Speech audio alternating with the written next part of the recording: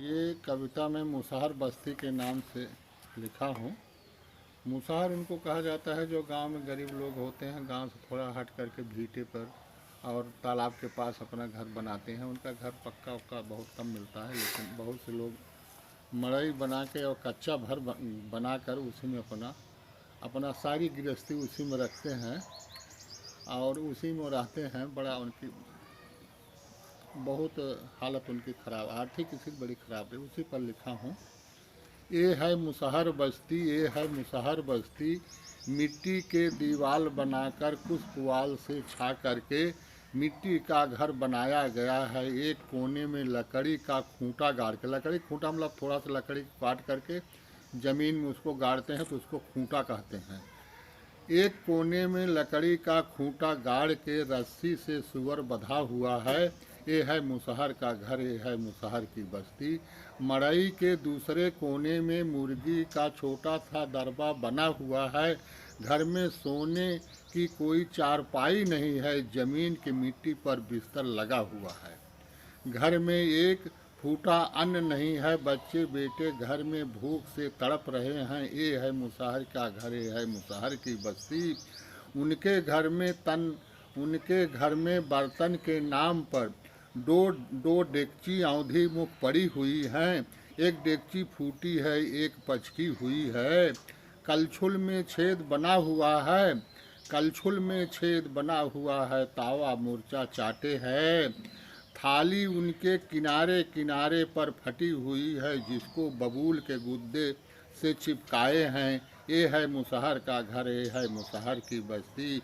इनके घर में कोई चारपाई नहीं है, इनके घर में कोई चारपाई नहीं है। इनके घर में दो पुआल का झलंगा पड़ी हुई है।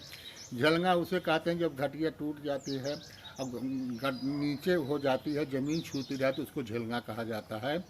इनके घर में जो पुआल के झिलंगा पड़ी है, बिस्तर के नाम पर दो फटही कथरई मड़ई के कोने में धरी हुई है। दो फटही कथरी मिट्टी से सनी जमीन पर बिछी हुई है। ये है मुसहर की बस्ती, है मुसहर का घर। इनके तन पर चिथरे कपड़े लटके हैं, इनके बच्चे के तन पर चिथरे कपड़े लटके हैं। बाप बाप भगई पहने है, माँ लुगरी पहन के अपने तन को ढांके हुए है। ये है मुसहर की बस्ती, ये है मुसहर का घर। इनके तन में मांस नहीं, बची केवल ठटरी है। इनके घर में एक अबोध बच्चा पैदा अभी अभी हुआ है। इनके घर में फूटा दाना नहीं है, बाजार में जाकर पद दाल उधार लाता है। डेचकी में भर कर के पानी मुट्ठी भर दाल पकाता है। बना के मोटा कोंचा थाली में गरम पानी दाल का जूस थाली में देता है। माँ के तन में मांस नहीं, ठटरी केवल बची है। माँ के तन से दूध नहीं, बच्चा छाती को चिचोर रहा। चिचोरने का मतलब ये होता है कि उसको काट रहा है, उसके स्तन को, जबकि वो सूखा स्तन है, उसमें दूध तो निकल नहीं रहा है, तो उसी को बच्चा चिचोर रहा है। माँ के तन के दूध नहीं, बच्चा छाती को चिचोरता है। जब बच्चा दूध नहीं पाता है तब वह चित्कार मार के रोता है। बच्चे की चित्कार सुनकर माँ के आँखों से खून के आंसू गिरने लगते हैं।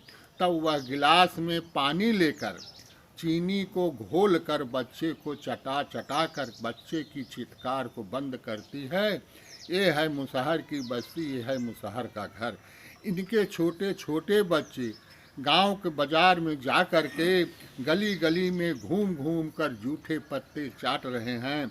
कभी कभी चाट चाट चाट का ठेले वाला उनको डांट भगाता है। कभी कभी उनके भाग में ज़्यादा जूठन मिल जाता है। ज़्यादा जूठन मतलब जो उसका छोले वाले या किसी कोई खाना खराब हो जाता है तो इनको मिल जाता है, तो ये वर्णन है।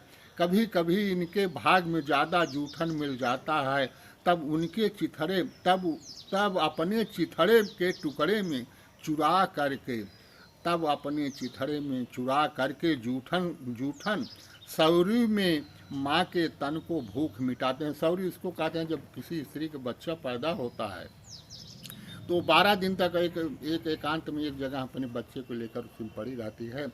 लोग उसको अच्छे अच्छे खाना और सब देते हैं तो उसका दूध उतरता है, लेकिन उसके घर में कुछ भी नहीं है।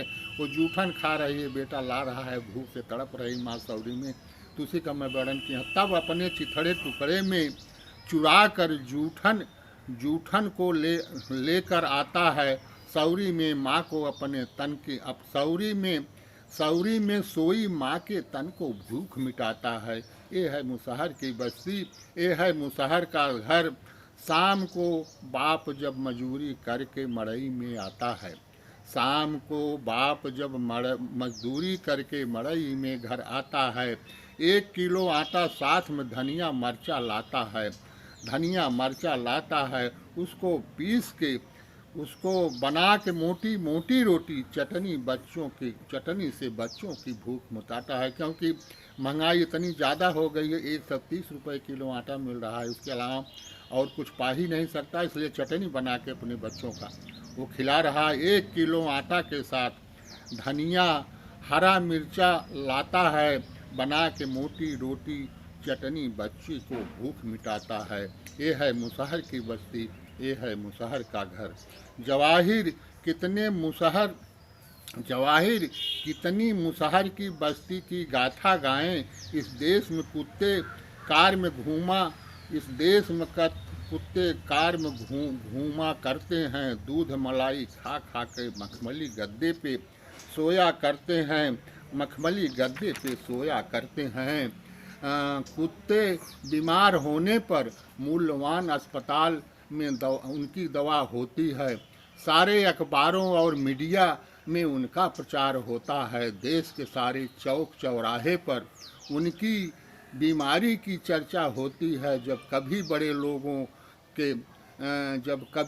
लोगों के पास गरीब के बच्चे गुजरते हैं तो अपना मुख तौली से ढांक लेते हैं। जल्दी भागो मेरे पास से, तेरे तन से बदबू आ रही है।